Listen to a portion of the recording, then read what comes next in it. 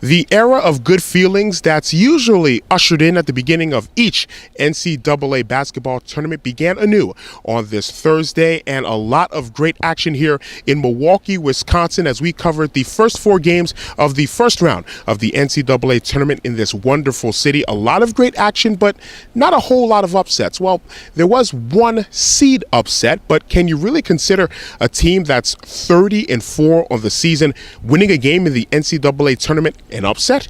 That team, Middle Tennessee, now 31-4, the number 12 seed in the South region, an 81-72 win over the number 5 seed, the Minnesota Golden Gophers of the Big Ten. Of course, last season, Middle Tennessee, the darlings of the NCAA tournament, after, as a 15 seed, they defeated the number 2 seed, the Michigan State Spartans. Once again, Middle Tennessee winning in the NCAA tournament. It was Reggie Upshaw leading the Blue Raiders with 19 points. That was the second game in the day session.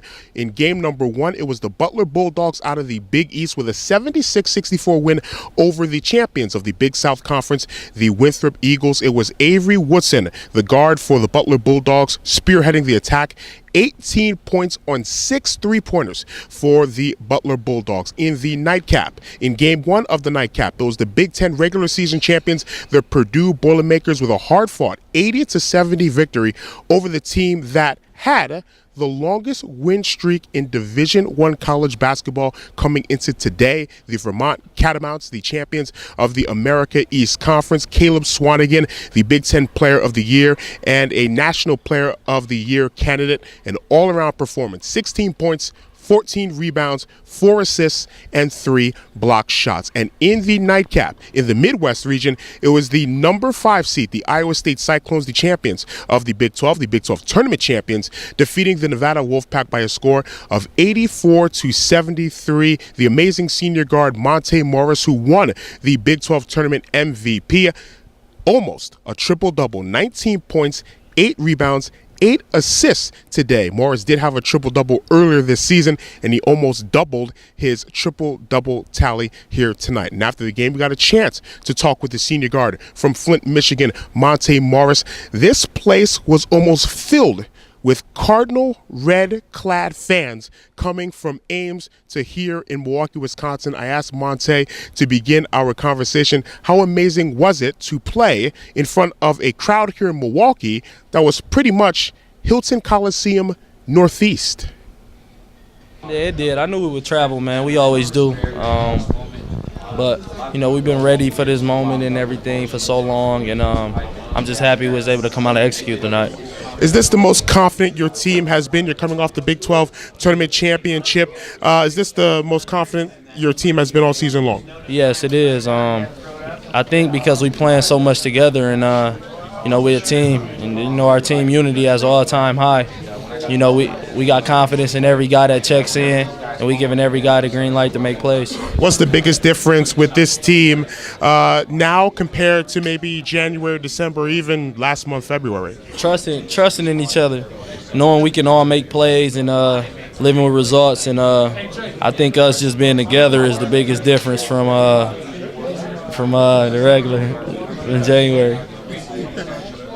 5 players in double figures. Nevada only played 6 players in general. Did you feel as if you could wear this team down? Did you feel them wear down? Yeah, I did. A lot of the guys was bending over, being lazy on rebounds, which gave me opportunity to get 8 of them, you know. So they wasn't crashing as much, you know, like I seen on film, you know, because, you know, in the Mountain West, you know, those guys, no disrespect to the Mountain West, but, you know, in the Big 12, it's, you know, it's a different kind of like physicality, you know, than West Coast, you know. So I knew us leaning on them and being physical with them would wear them down. Although Nevada made some runs in that second half, cut it to 4 a couple of times. What was that big difference? There was Naz Long's three-pointer in desperation. Did you feel there was any one specific play that you knew that after that play you got this?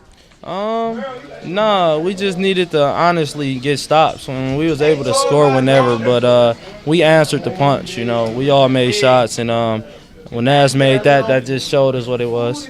You have a very interesting 4 years in the NCAA tournament. A couple of Sweet 16s, lost to the top seed, I believe, Virginia one year, lost to UConn when they went to the national championship, had that surprising loss to UAB as well. How has all of those tournament games helped you out for this possible tournament run, or does it help out at all?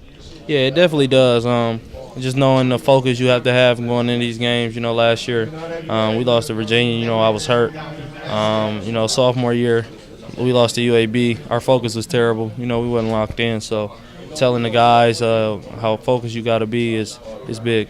You're a Flint, Michigan guy, and Flint, Michigan's gotten a lot of attention because of basketball. The Flintstones, Michigan State, and all those players that helped build the Michigan State program with Tom Izzo. And then there's the attention that Flint, Michigan has gotten with the water crisis as well. Have you spoken out, tried to speak out, and just try to tell as many people what Flint, Michigan is really about outside of just what they see on the news? Yeah, I have.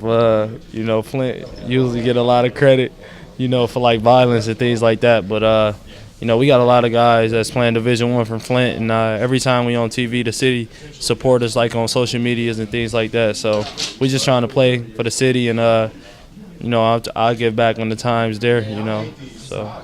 I'm guessing that time is pretty soon, huh? Yeah, real soon.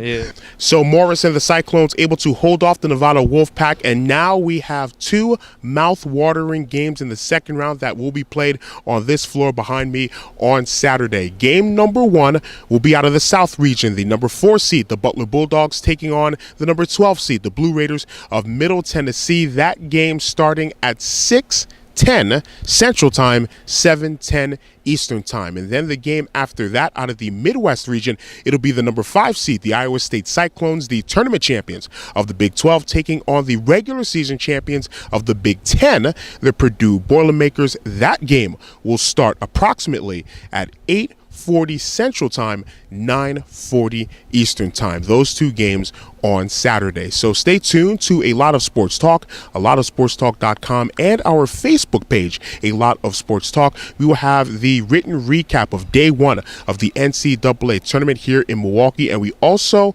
have post-game coverage and interviews from each of the 4 games here today. You'll hear from Reggie Upshaw from Middle Tennessee. You'll hear from Avery Woodson from the Butler Bulldogs. You'll also hear from Vincent Edwards of the Purdue Boilermakers, who scored 21 points in Purdue's win over the Vermont Cannonballers. And of course, you just heard from Monte Morris just now. So once again, 3 of the 4 higher seeds, lower in number, advanced. Middle Tennessee once again pulling some magic as a lower seed in March for a second consecutive year. From the Bradley Center in Milwaukee, Wisconsin, my name is Adesina Koiki for alotofsportstalk.com.